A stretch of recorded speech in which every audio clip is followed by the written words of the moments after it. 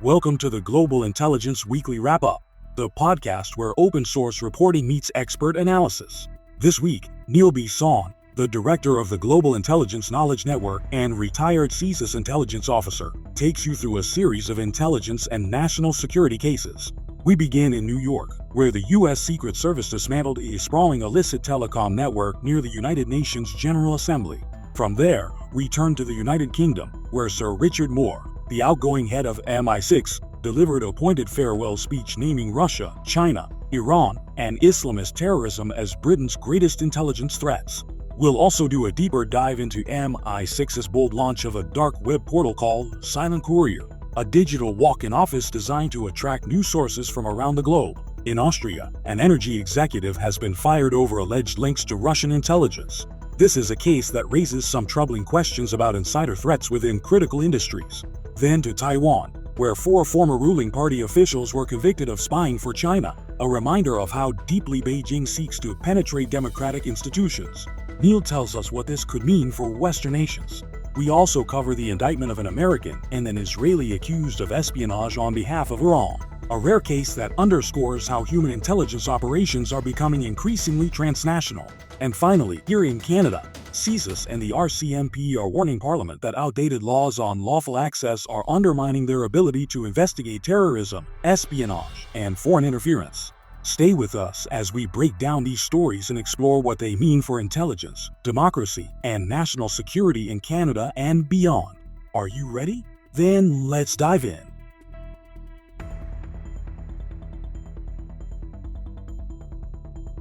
Hello, welcome back to another episode of the Global Intelligence Weekly Wrap-Up. I'm your host, Neil Bisson, a retired intelligence officer with the Canadian Security Intelligence Service and the director of the Global Intelligence Knowledge Network. Each week, I take open source information from reputable news outlets concerning national security, espionage, foreign interference, sabotage, and terrorism. I then analyze, assess, and corroborate this information to provide you with the intelligence you need to understand the threats that shape our world and that affect your life. As usual, we've had another busy week filled with arrested spies, new recruitment methods, and threats to critical communications. So without further ado, let's get started. We start with the United Nations General Assembly in New York for our first segment this week, where the U.S. Security Service broke a sprawling illicit telecommunications network located approximately 56 kilometers from Manhattan. The operation uncovered over 300 SIM servers and more than 100,000 SIM cards, equipment capable of mass communication with potentially disruptive intent. Authorities found the SIM servers and cards spread across multiple vacant properties. The network had the capacity to send tens of millions of texts per minute and was assessed as capable of disrupting cellular communications, including emergency services, by overloading network and even disabling cell towers. Investigators also discovered encrypted communications being routed through the system, possibly linking foreign threat actors with individuals already known to U.S. law enforcement. The proximity of the UN event raised concerns about potential interference with protective operations and public safety during high-visibility diplomatic gathering.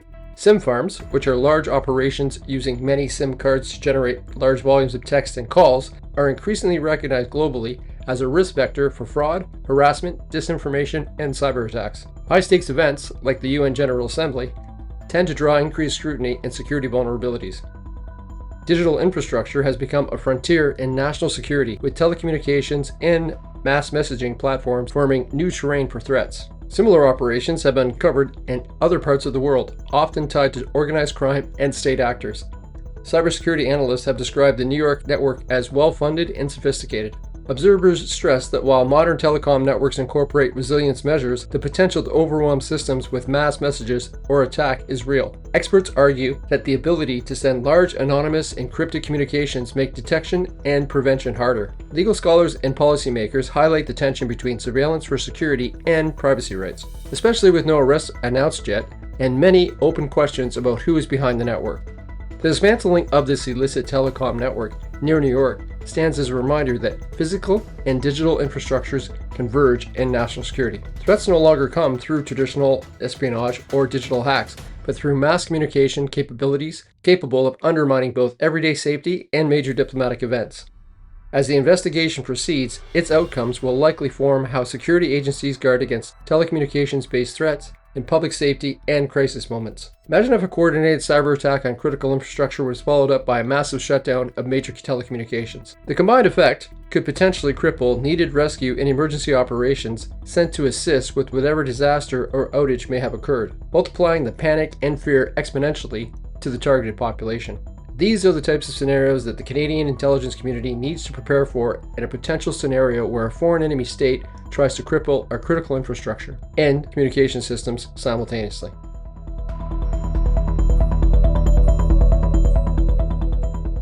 We head to the United Kingdom for our next segment, as Sir Richard Moore prepares to step down as the head of MI6. In his recent speech in Istanbul, he cast a clear spotlight on what Britain views as its most pressing foreign intelligence and security threats: Russia, China, Iran, and Islamist terrorism.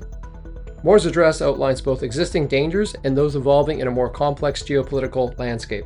Richard Moore named Russia the foremost threat, noting the ongoing war with Ukraine and Russia's efforts to sustain the war through international supply chains.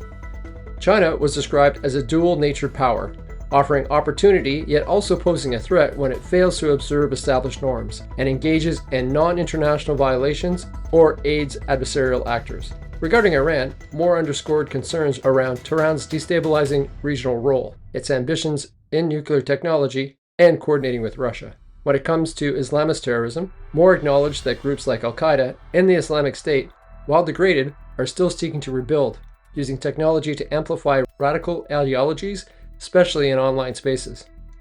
Moore also called for strong international cooperation and better strategies to counter root causes of radicalization and to hold destabilizing actors accountable. Moore delivered the remarks as his tenure at the MI6 draws to a close, a period in which global power competition has increasingly sharpened. His warnings reflect long-standing concerns in Western capitals about China's technological reach, Iran's nuclear trajectory, and Russia's revisionist aggression. The emphasis on Islamist extremism revives discussions about the enduring threat of ideological radicalization in the digital age, particularly with the weakening or fragmentation of terror groups that may make them harder to predict. The speech also sets a kind of final word for Moore, framing the priorities that MI6 will need to carry forward under new leadership. Policy analysts concur that Moore's assessment is aligned with current Western intelligence consensus. 1. Russia remains London's primary revisionist adversary. 2. China features both as a partner and competitor in diplomatic and commercial spheres. 3.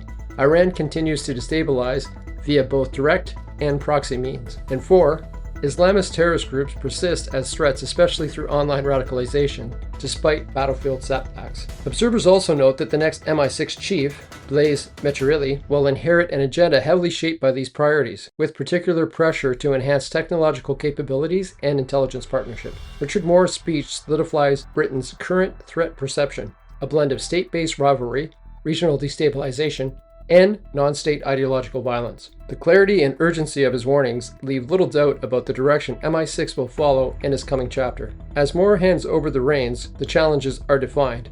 What remains is how the UK adapts strategy, tools, and alliances to meet them.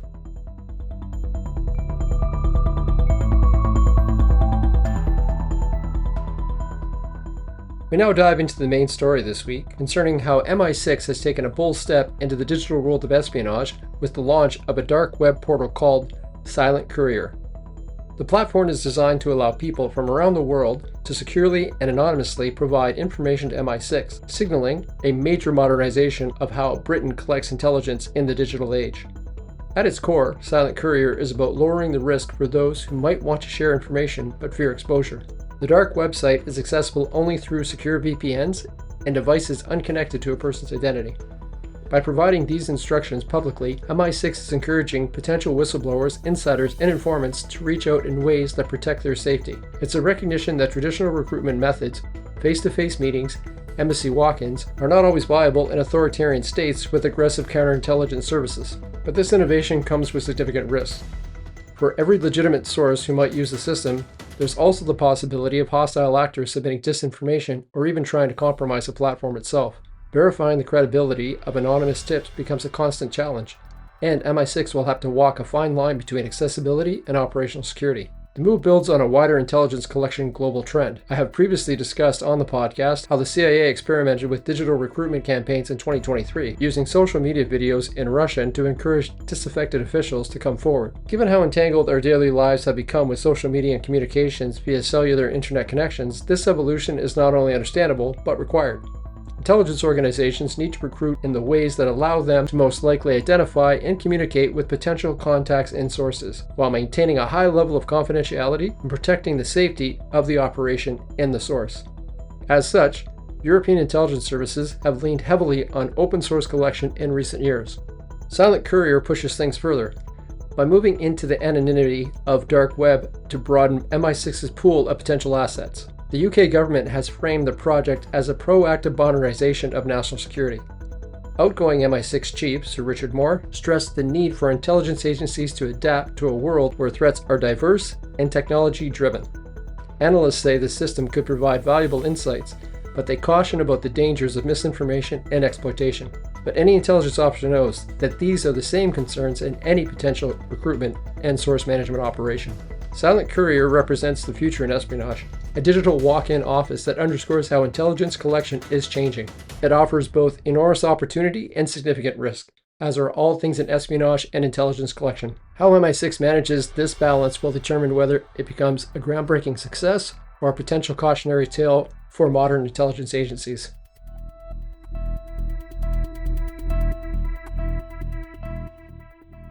I'm keeping with this story in the next segment as we look at it from a different angle.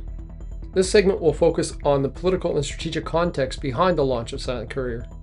While the platform itself is a technical innovation, the way it was announced and the messaging around it shows how MI6 is using this tool as much for public signaling as for recruitment.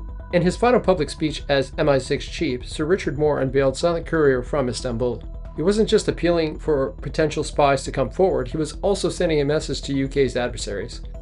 Moore directly criticized Vladimir Putin, accusing him of dragging out the war in Ukraine and warning that Russia's economy and demographics are in long-term decline. He also accused China, Iran, and North Korea of sustaining Putin's war effort by providing both diplomatic cover and dual-use goods like chemicals and electronic components for weapons. By linking the launch of Silent Courier to his speech, MI6 positioned the initiatives not only as a recruitment tool, but as part of a broader strategy of psychological pressure and public diplomacy. By linking the launch of Silent Courier to the speech, MI6 positioned the initiative not only as a recruitment tool, but as part of a broader strategy of psychological pressure and public diplomacy. Recruitment is a constant mission, but this was about making a statement. MI6 is adapting, it's innovating, and it's targeting authoritarian regimes head-on. The CIA's earlier digital initiatives showed the potential, but also the vulnerabilities of using online channels. China's counterintelligence services successfully breached CIA's dark web communications in the past, exposing and dismantling networks of agents. For MI6, Silent Courier could provide unprecedented access or open the door to unprecedented counterintelligence challenges. The Foreign Secretary described the launch as part of a national security modernization plan, keeping the UK ahead of adversaries. From an intelligence perspective, this shows the merging of traditional human recruitment with the cyber domain. The tool is both practical and symbolic. It might bring in valuable intelligence, but it also signals to adversaries that Britain is prepared to innovate in ways that are difficult to counter. Taken together, the technical details and political framing of Silent Courier reveal a multi-layered strategy. This is recruitment, deterrence, and signaling all at once. MI6 is embracing the digital age of espionage while making sure that Putin, Xi, Khamenei, and Kim Jong-un know that the UK is actively looking to reach inside their regimes. It's a gamble, but it's also a bold step forward in the evolution of global intelligence tradecraft.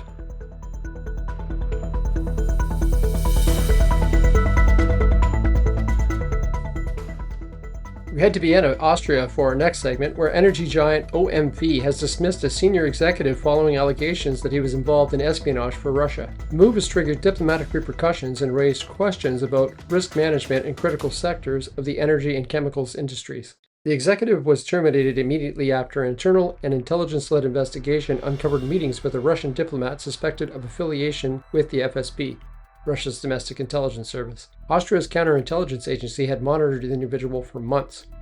OMV confirmed it is fully cooperating with authorities. Meanwhile, the Austrian foreign minister summoned the charge d'affaires of the Russian embassy, asking the diplomat's immunity be waived. failing which, he may be declared persona non grata. The executive had recently been seconded to ADNOC in the UAE, giving him access to both OMV and its chemical partner Borealis, which were merging parts of their business into a major deal valued at around $60 billion US.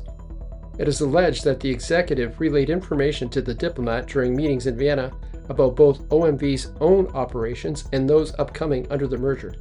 OMV is a major player in gas, oil, and chemicals, with business ties stretching globally.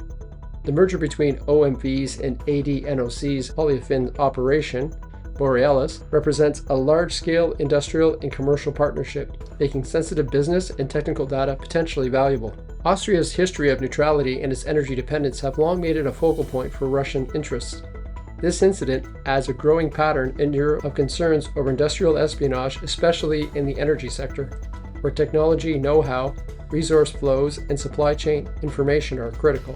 It also reflects how diplomatic protections and intelligence oversight are being tested in cases involving suspected espionage. Industry analysts see the termination as a strong signal that European energy firms are under heightened scrutiny. Intelligence experts point out the difficulty of balancing commercial collaboration with national security, particularly in joint ventures involving strategic materials and technology. Diplomats and international law scholars emphasize the challenge posed by diplomatic community, which can shield individuals alleged to be involved in intelligence operations. Corporate government specialists warn that companies like OMV must reinforce internal vetting, monitoring, and information security in high-stakes partnerships.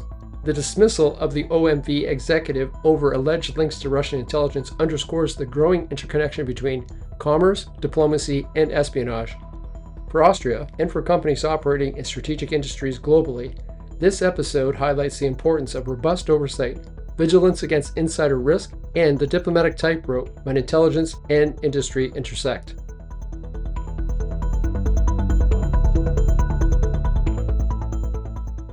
We turn our attention to Taiwan for this next segment, where 4 former officials from the Democratic Progressive Party, or DPP, have been convicted of spying for China. The Guardian reported this week that individuals were found guilty of providing sensitive political and military information to Beijing, underscoring the persistent threat that Chinese espionage is on the island. The convictions highlight the ongoing struggle Taiwan faces in countering China's intelligence operations. By targeting former political insiders, Beijing gains access to both classified material and political strategies, which can weaken Taiwan's defenses and influence its democratic institutions. For China, this isn't just about intelligence collection, it's about long-term infiltration to shape Taiwan's political future and undermine its sovereignty. Espionage cases in Taiwan have been on the rise in recent years, with dozens of convictions involving military officers, academics, and government employees. This trend reflects Beijing's broader strategy of leveraging human sources to fill intelligence gaps on Taiwan's military readiness and political decision-making. The timing is also important, given heightened cross-strait tensions and Beijing's increasing military activity around the island. Comparisons can also be drawn with similar cases worldwide, where China has used insider access to conduct political warfare from Australia to the United States. According to the report, Taiwanese prosecutors emphasized that the actions of the convicted officials threaten national security by compromising sensitive defense and diplomatic information. Analysts have long warned that Beijing sees Taiwan not only as a political target, but also as a testing ground for espionage tactics that it could replicate elsewhere. This is a theme that I've revisited several times on this podcast. China attempts at influencing not only Europe and Asia, but extends well into North America. The tactics and techniques used to infiltrate, influence, and interfere in Taiwan's political, economic, and military structures are the same as those being used against Canada and other Western allies. From my professional perspective, this case demonstrates how insider threats remain one of the most difficult challenges to detect and disrupt. This is why there are major and often used tools of the Chinese Communist Party's toolbox. The conviction of these 4 former officials is a significant victory for Taiwan's counterintelligence efforts. However, it also serves as a reminder that Chinese espionage activities are deeply entrenched and adaptive. Moving forward, Taiwan will need to further invest in counterintelligence and security vetting to protect its institutions. For allies watching closely, this case underscores the scale of the espionage challenge posed by Beijing globally.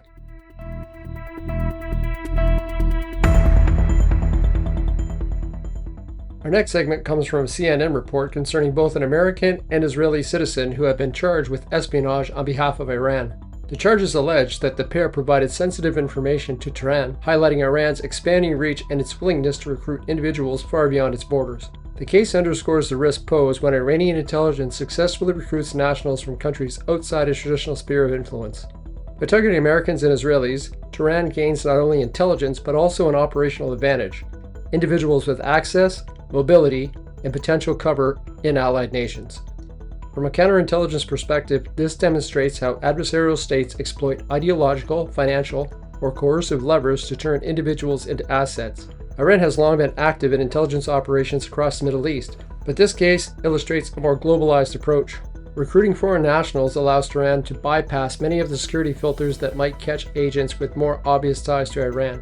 It also mirrors broader patterns seen in Cold War espionage, where adversaries cultivated diaspora communities or sympathetic foreigners to penetrate sensitive institutions abroad. CNN reports that prosecutors emphasized the seriousness of the charges, noting that espionage on behalf of Iran could compromise both U.S. and Israeli national security. Intelligence analysts have also pointed out that these cases are difficult to investigate and prosecute, since evidence often involves classified information and sensitive intelligence sharing arrangements. For Western counterintelligence services, this case highlights the challenge of spotting ideological or financial vulnerabilities among their own citizens. The indictment of an American and an Israeli citizen for spying on behalf of Iran highlights how espionage is increasingly transnational and adaptive.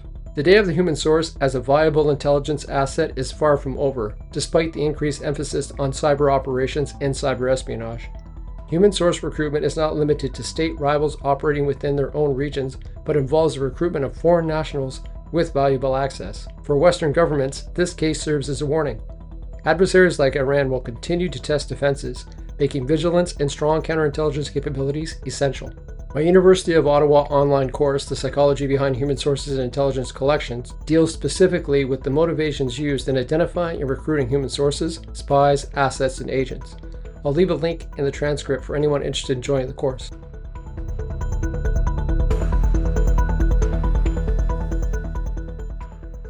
For our last segment this week, we headed home in Canada, where key security and law enforcement agencies are raising concerns about outdated laws that are preventing them from fully doing their jobs. The CBC has reported that CSIS and the RCMP told the National Security and Intelligence Committee of Parliamentarians that gaps in, quote, lawful access, unquote, are limiting their ability to investigate terrorism, foreign interference, and serious criminal threats. The core issue is the lack of clear, modernized legislation to ensure investigators can access digital communications and encrypted platforms under judicial authorization. CSIS and the RCMP have both stressed that criminals, extremists, and foreign actors are increasingly exploiting technology that shields their activities from surveillance and evidence gathering. Without these lawful access provisions, Canada risks falling behind its allies in detecting and disrupting national security threats. This is not a new concern. Canadian security and law enforcement agencies have raised alarms for years about the growing, quote, going dark, unquote, problem, wherein surveillance targets use encrypted apps and digital tools that prevent authorities from monitoring activity, even with warrants. The United States, United Kingdom, and Australia have all grappled with similar debates, balancing privacy rights with national security needs. In Canada, though, progress has been slow, leaving gaps that adversaries are aware of and continue to exploit. According to the NSCOP report, the inability to lawfully access key communications is undermining Canada's response to foreign interference, espionage, and terrorism. From a professional intelligence perspective, this highlights a dangerous vulnerability. Canada cannot counter threats it cannot see. But more importantly, state and non-state actors are aware of these vulnerabilities and continue to threaten Canada's national security and safety. If hostile states or extremist groups are able to operate in the shadows without detection, the risks to our democracy, economy, and safety increase substantially. The call for lawful access is not about blanket surveillance. It's about ensuring that CSIS and the RCMP can act effectively with judicial oversight and an evolving digital environment. The longer Canada delays updating its laws, the wider the gap grows between threat actors and those tasked with protecting our country. As my listeners know, I have and will continue to advocate for more resources and funding for our intelligence and law enforcement communities. Without providing these institutions with the tools and resources they need to do their jobs effectively, we risk all that honest Canadians work so hard to achieve and maintain. Expect this debate to intensify, especially as foreign interference and terrorism threats continue to rise. Well, another week, another intelligence wrap-up. As always, the links to the stories I've discussed in this podcast are available in the transcript. This podcast is proudly produced entirely in Canada. The information, analysis, insights, and assessments provided here are for you to be better aware of the threats to your country, your career, and your safety. Every foreign intelligence adversary prefers that you don't pay attention to what is provided to you by this podcast, because if you become aware of the threats, you may be able to spot them and potentially have a hand at preventing them, which is a danger to their goals of undermining our national security, economy, and sovereignty. So I say, become a threat to these threats by being aware and share the podcast with others. Until next week, stay curious, stay informed, and stay safe.